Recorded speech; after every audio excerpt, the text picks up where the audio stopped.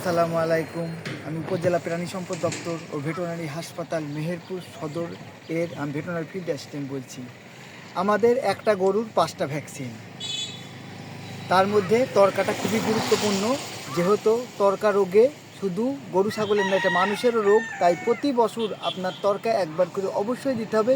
এ বিষয়ে আপনাকে সব সময় সচেতন থাকতে হবে যেন গরুর তরকা ভ্যাকসিনটা দেওয়া হয়। তরকা না দেওয়া থাকলে 1 বছর যেতে দিবেন না, 1 বছর পার হতে দিবেন না। 1 বছর হওয়ার 2 দিন আগ থেকে তরকা দেওয়ার প্রস্তুতি নেবেন এবং তরকা টিকাটা দিবেন।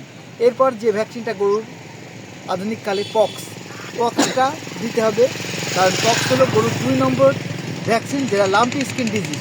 3 নম্বর ভ্যাকসিন হলো আমাদের বাতলা বা black quarter. 4 number foot and mouth disease বা খুরা, এবং 5 নম্বর বা শীতকালীন যে রোগটা বেশি হয় সেটা টনসিল বা গলা ফুলা বা হোমোসেপটিয়া।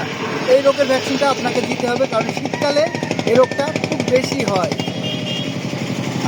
এই এই 5টা টিকা গরু দিলে আপনার 90% রোগ হবে না, এবং টিকাকে আপনার 99% কার্যকারী করার জন্য আপনার টিকার আগে কৃমির ডোজ দিতে হবে।